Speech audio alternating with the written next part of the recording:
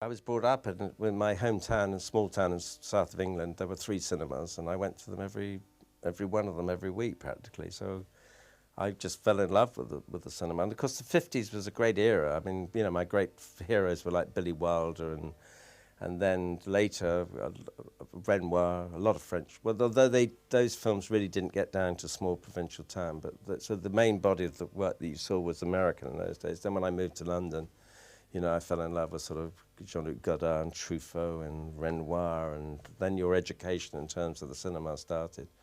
And who could not want to make films? I mean, who could not want to? And it's such a wonderful art form if you can get it right. It's wonderful.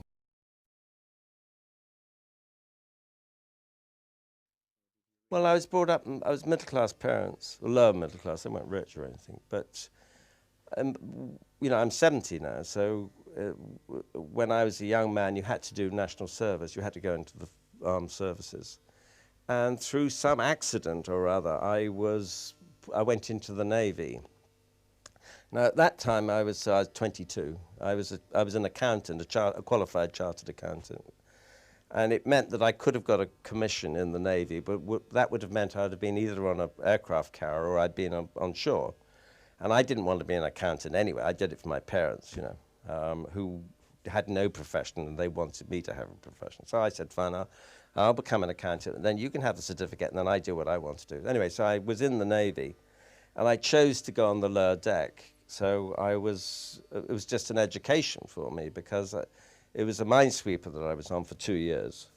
And it was a fishery protection minesweeper. So I went all around all the fishing ports in England, Iceland, you know, the Arctic, all of those places. But the fishing ports in England was such a revelation to me. They were Hogarthian. The poverty that I saw was just too shocking. And it affected me. I just became, and of course then on the ship itself you had this unbelievable class barrier between the wardroom, which is the officers, and the men, was so extraordinary, so extreme, that it made me pretty extreme. So whilst, you know, so I've always been fairly radical in terms of my politics since. But prior to that, you know, my parents were both very conservative, and I was conservative until I did my national service. But the whole thing was such a shock to my system. It was the best thing that ever happened to me, actually. So yes, I am, but I'm not a member of any political party as such. It concerns me what's happening very much, and I'm sad that the world is moving so rapidly to the right all the time. It makes me sad, and unnecessary. It's unnecessary as well. Anyway, but that's another matter.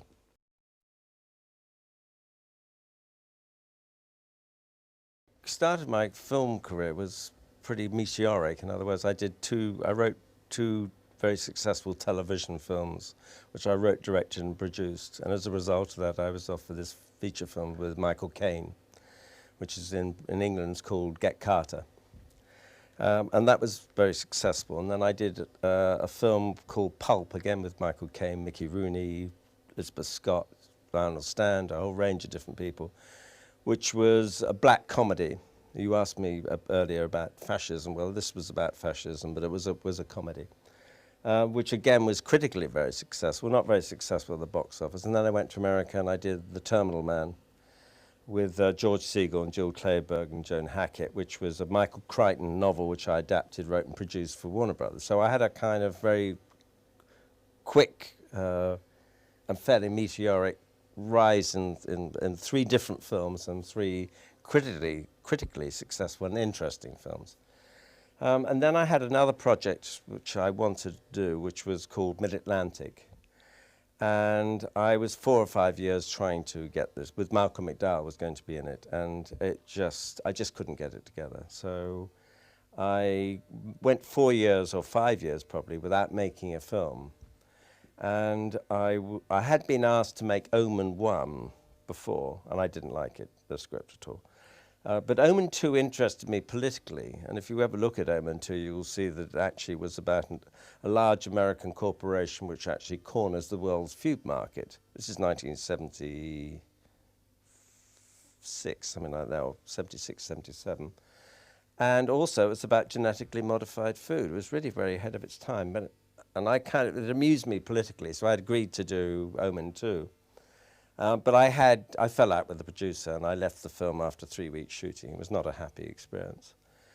So really, my career was not in good shape. I had a very quick and, as I said, start, and and the films were all very different. And I'd always intended really doing thrillers.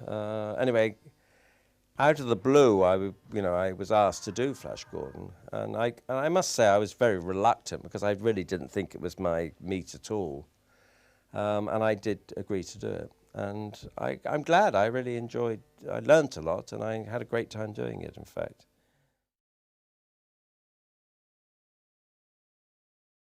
Dino and I started off. It was a bit bumpy to begin with, but once we got going, it was terrific. I learnt how to. One, I liked him, and I learned how to work with him. And what I would do is really simple. I would say, at the end of the day, Dino, I've got this idea. And he'd say, and I'd tell him the idea. And then Dino'd say, hey, Mike, I think about it, right? So then he'd come in the following morning and say, Mike, I have a fantastic idea. And he'd tell me my idea back. And I'd say, fantastic. Now, once I'd learned how to do that, it was very easy. We got on famously. We had absolutely no friction at all. And it was agreed after the initial row, which we had, I said, if you've got anything to say to me, you will say it off the set. If you want to discuss anything with me. And that was always adhered to. He broke the rule once. And I shouted at him so loudly I didn't hear him for 3 days. But that was the arrangement, and it was wonderful. I had a great time with Dino. He looked after me. He was honourable in every respect with me.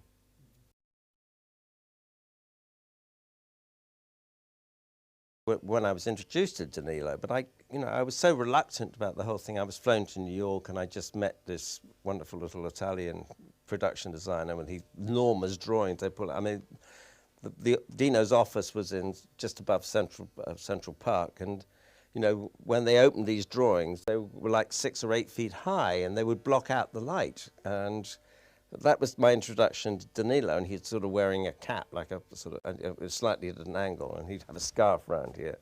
And he was a delightful man, but I didn't realize how important it was going to be, because I was just naive. I was just wandering into something reluctantly and not really knowing quite how I was going to make it happen. I mean, I was dealing with certain madness, and one of the drawings that Danilo had done was of Arborea, which is where Prince Baron lives. And there's this big wood with this motorway going through it, and I say, what's the motorway for? And hey, Mike, we build motorway, So he was dealing with McAlpine, who was a big construction company. And you say, I mean, he was as naive as I was, truthfully. So that, I would say, but there's nothing in the script about a motorway in Arborea. Hey, right, how many films you make? I say 10, say. Yeah, I make 400. So he was always, he was a delightful person to work with, but there was all sorts of, they had a whole design team coming in from Fiat to design a space car, which defied the film. I said, well, where's the space car going to go? All these things were going on. We really didn't know what we were doing for ages at the beginning. So you would go off on all these sort of stints. He saw an illustrated book where one of the skies took his fancy. So the painter of this, Prince somebody or other, is flown in from Switzerland, and they give him a room at the back of the studio. And he disappears for like 2 weeks, right? And we get occasion. The prince would like, Baron, I think it's Baron. The Baron would like a portable radio. The Baron would like a cup of tea, whatever. We never saw him. He's white smock. He did the whole thing probably. And then they say the Baron is ready with the painting. So this is for our skies, right? So we all march down to the studio, Dino leading the way like Mussolini. So we go in, open the doors. There's the easel with a cloth over it, and the Baron pulls the cloth away, and there's this painting, right? It's a very nice painting. So, how fantastic, says Dino. So, everyone, oh, fantastic, fantastic painting of the sky. So I say, what do we do with the painting? Hey, we film it. So I say, fine, I'll go and film it. So I pan it. Then we got a picture pan across the picture, pan up the picture. That was it. The guy goes back to Switzerland, the picture's, somebody nicks it, and Dino's after to try and find where the picture is, but the picture was never going to solve the problem of our skies. They have to be animated, the skies. You can't have just a picture. So it was all like that. It was, but it was, I mean, it was so funny as well as everything else. I never thought we'd ever finish the film, ever. So that's the truth of the matter. So, but it was a delightful relationship. I loved it. But it was so amusing all the time. Danilo introduced me to a whole other aspect of filmmaking, which is really very theatrical. Everything I'd done up until then had been sort of realistic in a way. I mean, melodrama and, you know, but basically pretty gritty sort of stuff. Pulp, well, that's with Get Card. Pulp, I started sort of experimenting with a sort of black comedy and shot it in a completely different way to Carter. It was much, you know, it was much wider. I was interested in different things altogether. And I had, for example, I had Gite Magrini, the costume designer from The Conformist, Il Conformista, did the costume. So I was already beginning to sort of feel my way. And so when Danilo and I were working together, I talked a lot to him about the sets that he did for Fellini, and in particular Casanova, which is, I loved that film, it was wonderful. So he told me about, I don't know whether you remember, when Casanova's rowing the nun across to the island, and they just had black plastic with a wind machine underneath it. And it was just, I thought it was really inventive the way they used simple ideas. So years later, then I was asked to do a Tom Stoppard script called Square in the Circle, which was about Poland and about Solidarność and the political situation. There were an enormous number of scenes in the film. We had only 4 weeks to shoot it, and it was all studio bound. And I was about the 8th director to be asked to make it, and no one had really cracked how to do it, because Stoppard hadn't really written a film script. He'd written a very witty, erudite piece, but it wasn't a film script. So I contacted an old Polish friend of mine called Wojtek Romain, who was a brilliant designer, and I'd known him as a friend for years, but never worked together. So I rang him up, and Wojtek was the obvious choice. So he and I sat down, and on a weekend we worked out how to do the piece. So again, it was like Danilo. It was a theatrical piece. We built this big steel structure, which you could then, with gantries, so you could turn it into an airport. You could put a cyc round. You could put a big bust of Lenin, and that would be the communist headquarters. You could, you put corrugated iron, and you would be going to Lech Wałęsa's flat, and so on and so on. And then you could also turn it into the steelworks of Gdansk. So it was like a jigsaw puzzle set, which you made realistic or unreal, whichever way you wanted. But there were various scenes which were meant to be on the beaches at the Black Sea. So the studio people were nervous about me doing the studio, because everyone had using a studio, because they'd all thought about using locations, which was unreasonable, because it was largely to do with words. And if you were shooting on location, these wonderful speeches that Stoppard had written, you'd never hear. So I remembered what Danilo had said about the plastic and the wind machine. And I suddenly thought, well, all you do is you just get a sheet of clear plastic and run it up to a white cyc, and you get a ton of pebbles, so that's the beach. You just put all the pebbles down there. And then you get a wind machine under the white plastic, and you hit it with light. You know, when you look at the sea on a sunny day, it's sort of, the light bounces off it. And of course, it was a wonderful beach. And it was a theatrical beach. I didn't say it was a real beach, you know. But when you laid the sound effects on, seagulls and the rest of it, it was absolutely for real. So it was wonderful being able to use that kind of inventiveness that Danilo had used with Fellini. Working with Fellini was a totally different, you know, that was an accident. It wasn't anything to do with knowing Danilo or working with him. What had happened was that I had serious surgery. I was quite ill at the beginning of the 80s.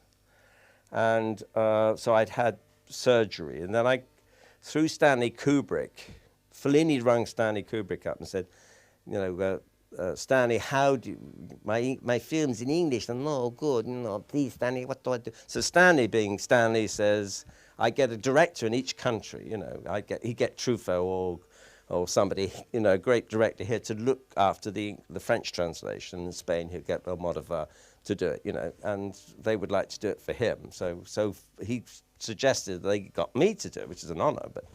And of course, as I'd had this surgery, I was very weak. It was major surgery. So with this as a job, you could sit down, you know, with the actors, and you're back in England. So I went to Rome, and we ran the film, and we talked, and we talked about the casting, and then I studied. I saw his film, I don't know, about 100 times, I should think, in the 2 months or whatever it was. But it was a job I could do sitting down, as well as, you know, being able to look at this film and analyze it, which was really, I just loved it. It was just wonderful. The simplicity of it was just daunting, actually.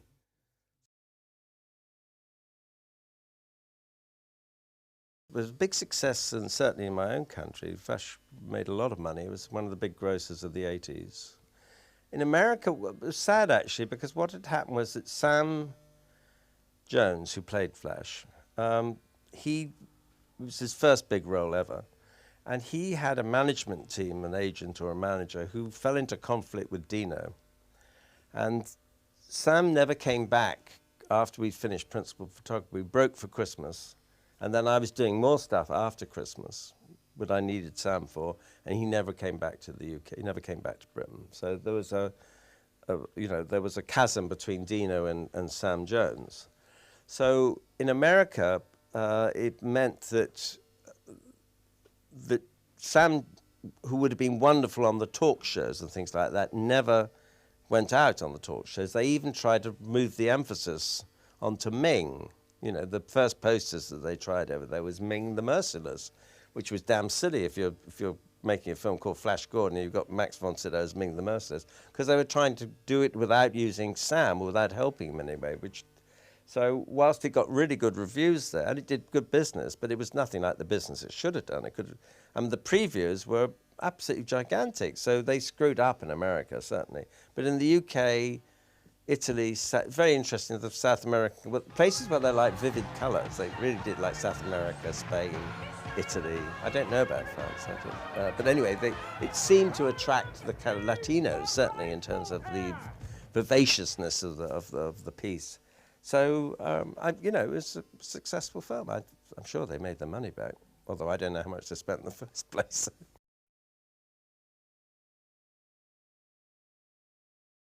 Not at all. I just think Flash, they're not strip cartoon films. They're something different altogether. I mean, Flash, we went a completely different route, in terms of the colours, in terms of all the things that I've talked about. And this balance between comedy and laughing with as opposed to at. It's a completely different world, I think, altogether. Flash Gordon from... it's very interesting that it's the other way around, really, that Lucas wanted to make Flash Gordon, and because he couldn't make Flash Gordon, he made Star Wars, which, oddly enough, is totally different to Flash Gordon anyway. As I said, I wasn't brought up on comic strips anyway, for a start, and I wasn't brought up at Saturday morning cinema.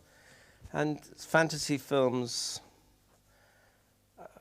they don't really interest. I don't know why. They don't really. So I did Flash Gordon just purely because I was asked to make it, and I was curious to see if I could make it. And I certainly loved making it, and I loved the film. Star Wars doesn't mean much to me.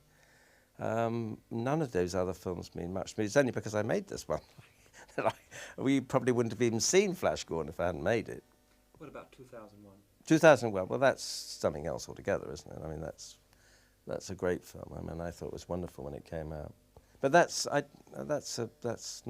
don't think that's a fantasy film. Do you? Metaphysical. Metaphysical, certainly. Well, if it's a metaphysical film, I'm very interested then, always.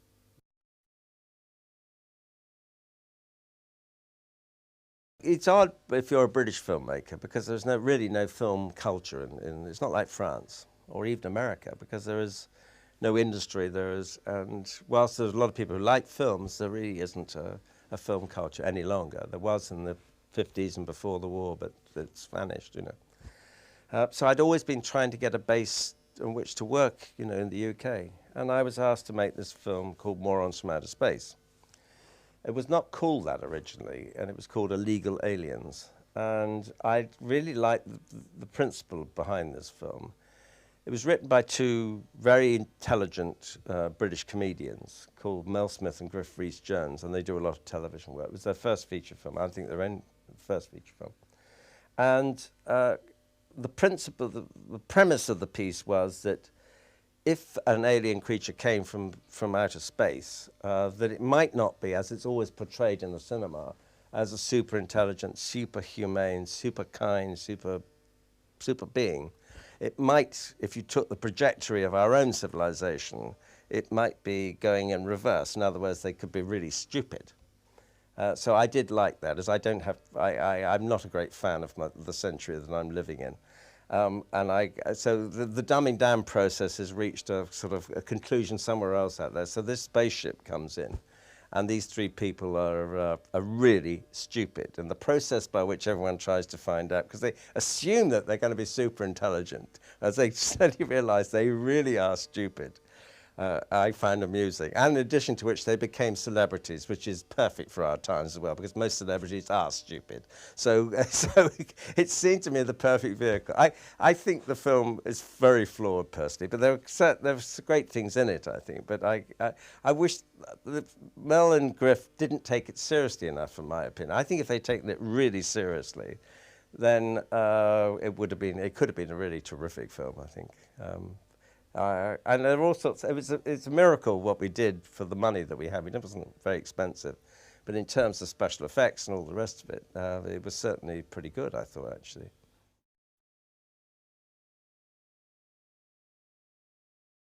I started in documentaries, and I sort of the whole of the '60s for me was a wonderful period, because I did a TV World in Action, which was a current affairs program in Britain, which took me to Vietnam. It's my introduction to America, which up until then, my vision of America had been through sort of Doris Day films, and you know, it looked like a really lovely country. Everyone was so nice, and their front doors were open, and they sang musicals, and they, you know, and with few exceptions, it was a view of America which I'd had from the cinema, which was I found it was totally deceptive, because my introduction to it was a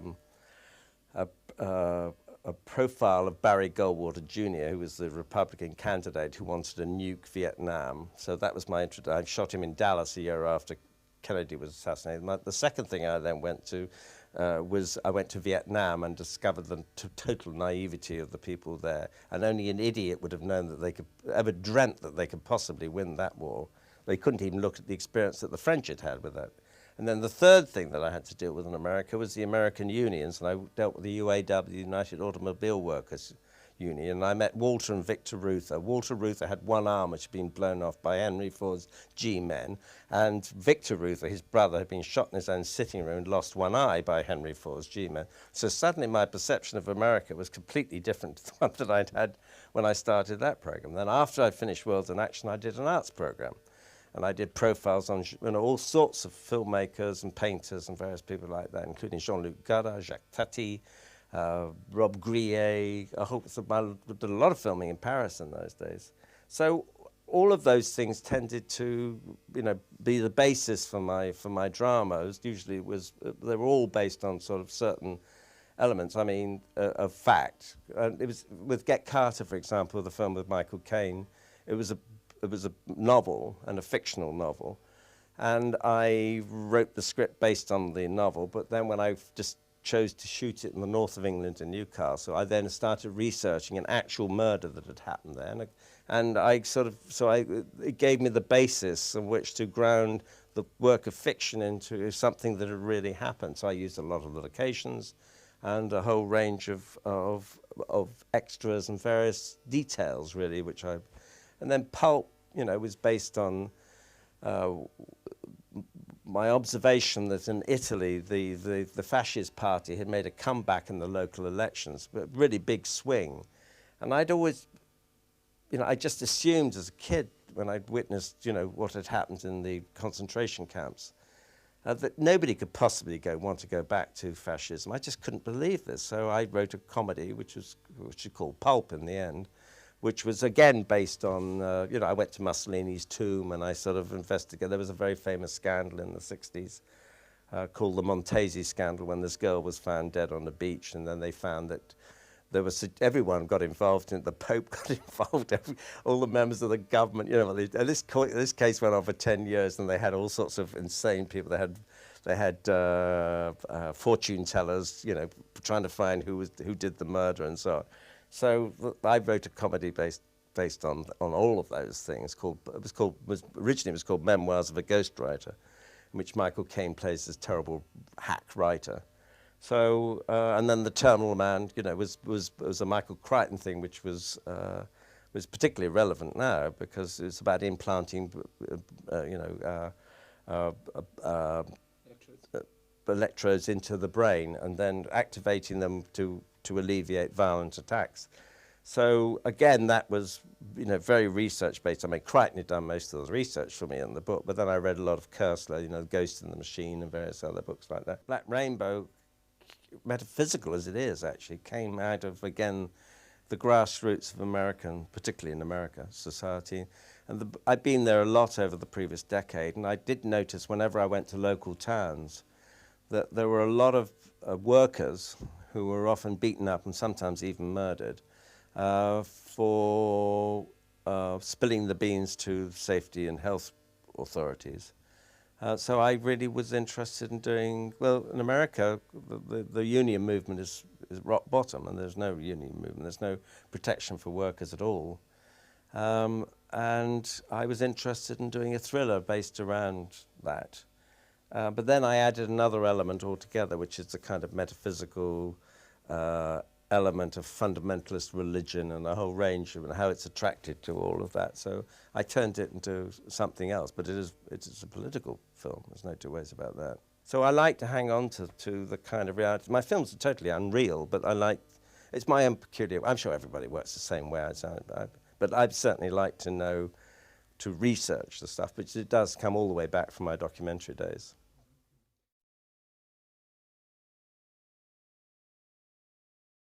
Out of the blue, I was offered a script called Croupier, which is written by somebody I knew as a friend, called Paul Marsberg, who wrote The Man Who Fell to Earth. He worked with Nick Roeg a lot. He wrote Eureka, Man Who Fell to Earth.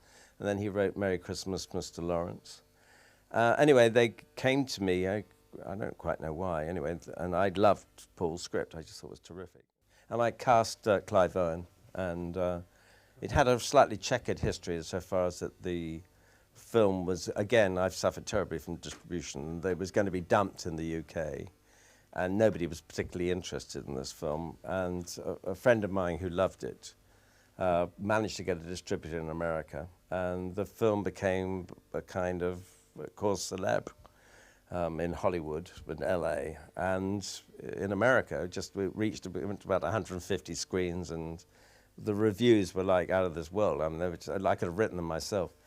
So the whole film, out of nothing, suddenly became this big hit. It was my final irony in my career, I tell you. I was sitting back in England, my country place, digging the vegetables and things like that. Meanwhile, in America, this film was gathering all these reviews, and it was making a lot of money at the box office. So to such a degree that the company I'd made the film for in the UK was so ashamed of themselves, because they were having dealings with Hollywood, and they said, what a great film, that they had to redistribute it. And of course, it then did very well in the UK. So suddenly I was fashionable again. I mean, see what a silly joke is. The whole business is a foolish nonsense, because I hadn't changed. I had made a film. I hadn't changed as a filmmaker. I was still the same filmmaker. Anyway, now I've got a hit, so everything changes, you see.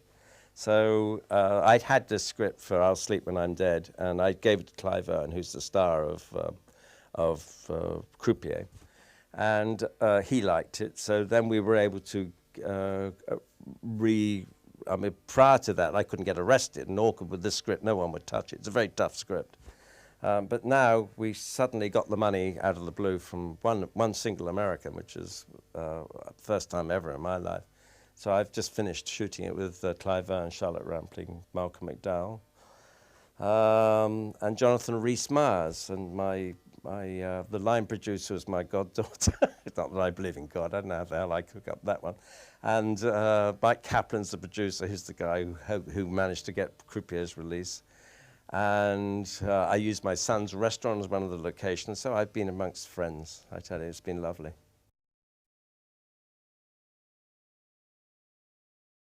You know, I draw and paint, and that's dead easy because no one comes between you and the piece of paper. But you know, when you've got to get millions of dollars to make a film, people get a bit edgy, don't they? They get a bit scared.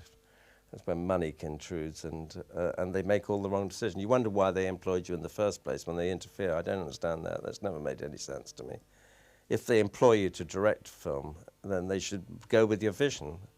And to interfere in that vision, why waste the money to employ you in the first place? It's down, they buy your instincts, and then they try and take your instincts away. Stupid. So I'm only going to make films with friends now. It's the only way to do it. You can't, these other butchers out there, forget them. They're ruthless. And it's a nightmare. Why bother? You were an amazing fighter. You know. Well, fighter. Yes. A survivor.